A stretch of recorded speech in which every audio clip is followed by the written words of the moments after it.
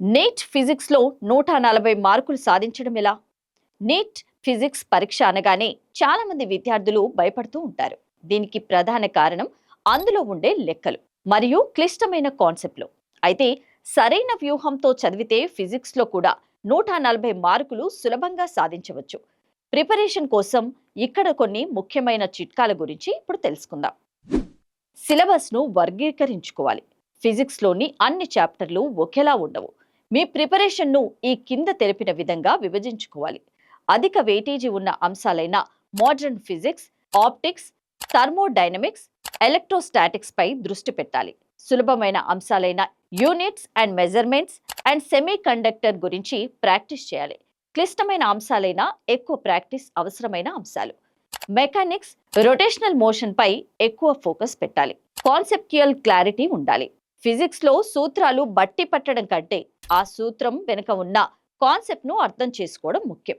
ముందుగా ఎన్సీఈఆర్టీ పాఠ్యపుస్తకాన్ని క్షుణ్ణంగా చదవాలి.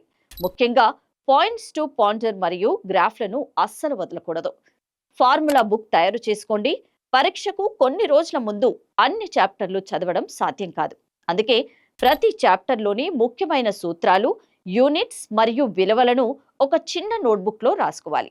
ప్రతిరోజు ఉదయం 15 నిమిషాలు ఈ ఫార్ములా బుక్ను రివైజ్ చేయాలి. Practice practice practice. ఫిజిక్స్లో పట్టు సాధించాలంటే లెక్కలు చేయడం ఒకటే మార్గం.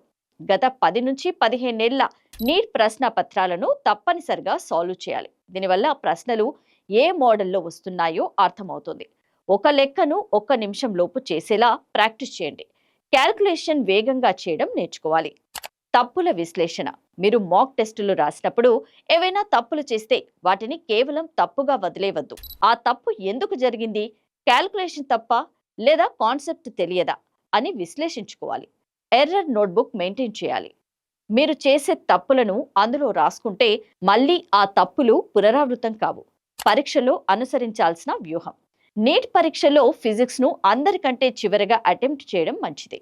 ముందు బయాలజీ, తర్వాత కెమిస్ట్రీ, ముందుగా థియరీ ఆధారిత ప్రశ్నలను మరియు నేరుగా ఫార్ములాతో వచ్చే లెక్కలను పూర్తి చేయాలి.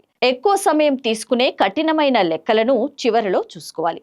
చివరగా ఒక్క మాట, ఫిజిక్స్ అంటే భయం వదిలేసి అది ఒక పజిల్ లాంటిదని భావించి ప్రాక్టీస్ చేయండి. క్రమం తప్పకుండా ప్రాక్టీస్ చేస్తే ఫిజిక్స్ మీకు ర్యాంకును తెచ్చిపెట్టే సబ్జెక్ట్ అవుతుంది.